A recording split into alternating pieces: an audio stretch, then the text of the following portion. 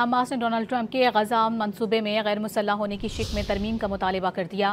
غیر ملکی میڈیا کے مطابق حماس کے مذاکرات کاروں نے گزشتہ روز دوحہ میں ترک، مصری اور قطری حکام کے ساتھ بات چیت کی تھی اور کچھ شکوں میں ترمیم کا مطالبہ کیا۔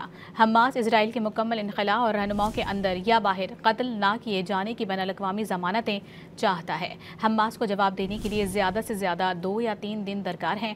امریکی صدر ٹرمپ نے مجوزہ امریکی امن منصوبے پر حماس کو جواب کے لیے 3 سے 4 روز کا وقت دیا تھا۔ حماس نے ڈونلڈ ٹرمپ کے غزہ منصوبے میں غیر مسلح ہونے کی شک میں ترمیم کا مطالبہ کر دیا۔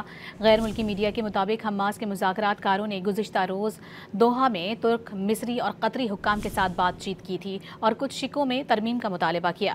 حماس اسرائیل کے مکمل انخلاء اور رہنماؤں کے اندر یا باہر قتل نہ کیے جانے کی بین الاقوامی ضمانتیں چاہتا ہے۔ حماس کو جواب دینے کے لیے زیادہ سے زیادہ 2 یا 3 دن درکار ہیں۔